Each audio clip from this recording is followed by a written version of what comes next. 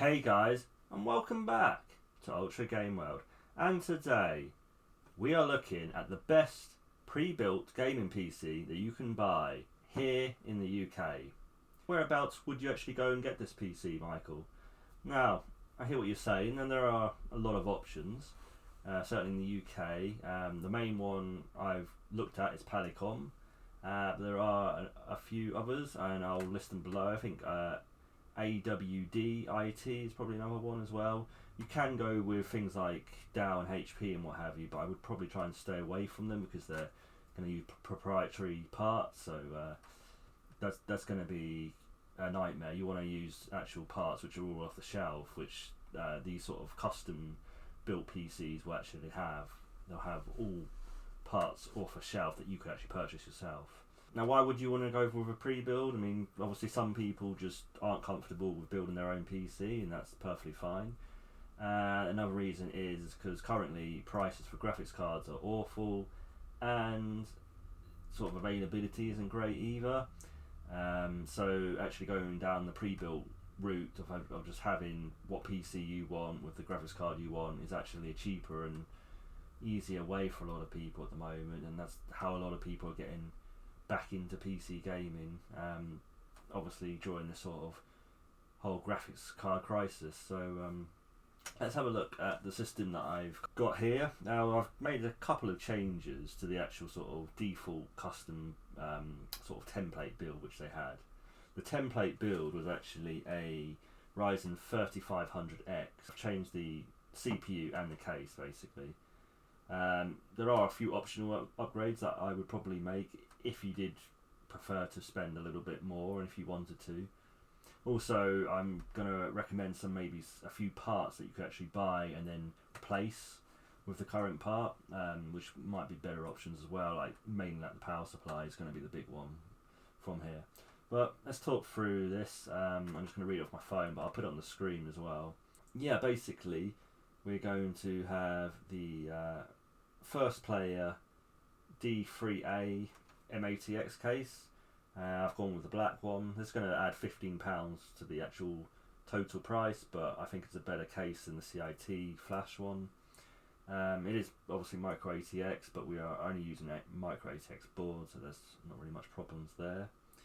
I just think this is a better case. It looks, to me, it just looks better. You've got a 200mm fan at the front and 140 at the back, so should be decent airflow. It's also got a front mesh, so that will help also airflow as well. And yeah, it just looks a good case. So I would pay the £15 extra for that.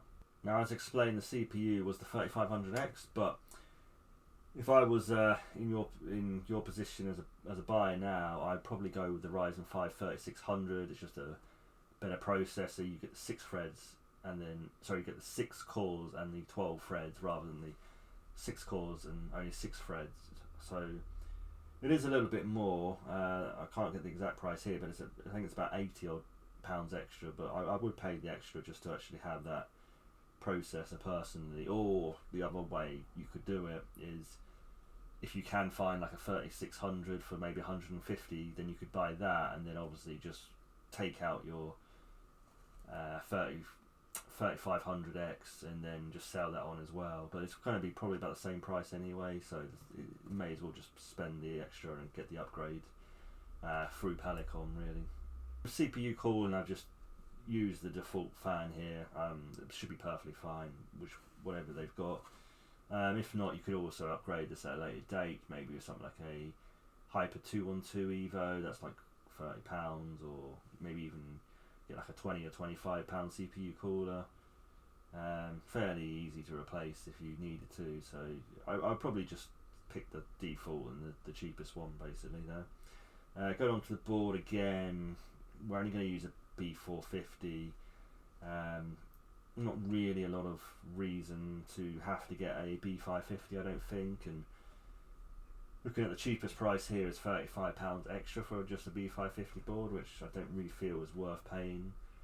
You could maybe argue that PCIe Gen 4 support might be beneficial for the 3060, but I think the 3060 is not really going to use enough bandwidth to really matter, and the PCIe Gen 3 slot which we have will be perfectly capable of giving the full performance for that card. So I'd probably just stick with the default motherboard. It's not a great motherboard. It's kind of a very budget motherboard and by Asus, which I mean they're okay, but I'd rather have a MSI or ASRock personally. But yeah, again with this I probably would just choose the cheapest motherboard and move on. And then again with RAM, if we look here, 16 gigabytes of 32 megahertz is nearly £40 upgrade, whereas the 16 gigabytes 300 megahertz is just no extra price. So and technically it's just included with the price. So I would just stick with what RAM you have there. I don't see any point of upgrading that really.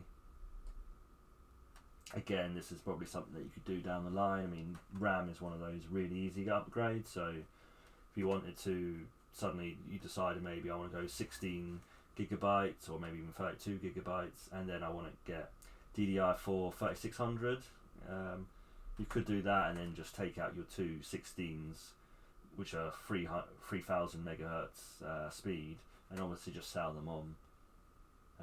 I probably wouldn't mix and match the RAM. Well, you know, I wouldn't buy another 16 gigabyte kit and then mix and match it. I wouldn't do that. I would just take the ones out and put new RAM in. So for M.2 drives here, perfectly fine. A 1 terabyte WD Blue NVMe drive, that's going to be perfectly fine. So obviously I would keep that. No extra drives that we need really. I don't even think we need hard drives, so I wouldn't bother about that. And then obviously our RTX 3060 12 gigabyte. Now it doesn't say which one this exactly is, but it doesn't really matter because it's more or less going to be running more or less at the standard for the RTX 3060 anyway. So really, whichever one you get, whichever brand you get, it's perfectly going to be fine. You can choose other ones here if you wanted to, but they're a lot more expensive, and there's no point adding all that price on for maybe a different brand or something. It's still going to more or less be the same performance. I mean, even here with the 3060 Ti, £280 more. I don't think I'd pay that just for the 3060 Ti. That's not really good enough. You know, that's quite a lot of money extra to pay from a 3060. I don't think that's quite worth it personally. And here with like the 2070 Super, I wouldn't go to the 2070 Super and you're still going to pay £230 more, which makes no sense. But it's just the way that the system builders kind of do things, and it's just one of those where you've just got to choose the cheapest option, and then if you want to replace it, then you can down the line. The PSU is probably the one which I really would replace, and rather than select from their list here, which really all their prices are kind of overpriced, you can get a good PSU now for 40 quid, and that's a good brand name like a Corsair or EVGA, and that'll do fine now. I mean, PSUs have actually come down a lot because people aren't building their own system so much. So yeah, I would just, on this one, I would just select the Colink 80 plus 600 watt power supply, even though it's not going to be 600 watts, it's probably going to be like 400 at best. Yeah, with this I would just purchase the system as is full, and then literally just take out the power supply and then put the new power supply in, and then go away again. So yeah, I probably would spend the extra money for an upgrade, but not through Polycom. I would get my own and do it that way. But again, if you're not comfortable with that, then you don't have to do that. You could just select one of the upgrades. But I mean, if I absolutely had to select one of the upgrades, looking here, I mean, the Seasonic one would make sense, but £66 extra is a lot of money. I probably would go for the 500 watt Cooler Master here, I think. Although that's not great, but it's only £21 upgrade, so that's not too bad.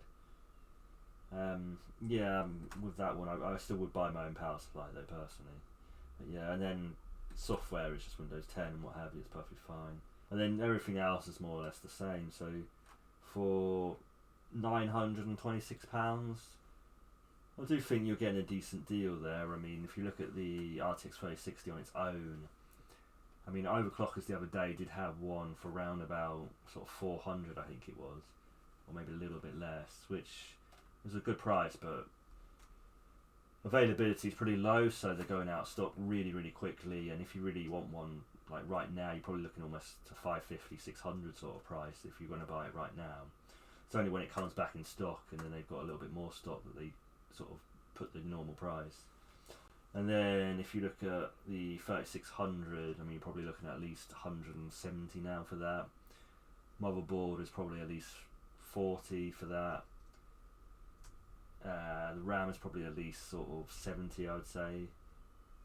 And yeah, the case is probably about 40 or 50. But yeah, it's probably not the best deal. There probably are better deals out there if you really are prepared to look around. But I do think that as a base system to get you up and running and gaming, a Ryzen 3600 with the RTX 3060 is a good base system, and for under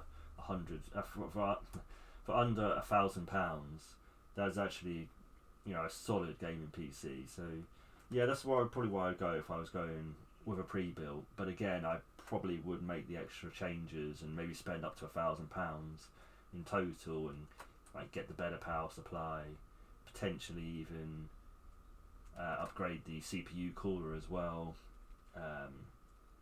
Yeah, you can maybe even upgrade the RAM if you wanted to as well. That'd be another choice you could do. But yeah, I think overall that is a good system. So if you like this video, please like us. Please like this video. Please comment if you have got any comments of what you would change and what you do, and maybe what you would get instead. And obviously drop us a subscribe as well. And I will see you guys in the next one. Bye guys.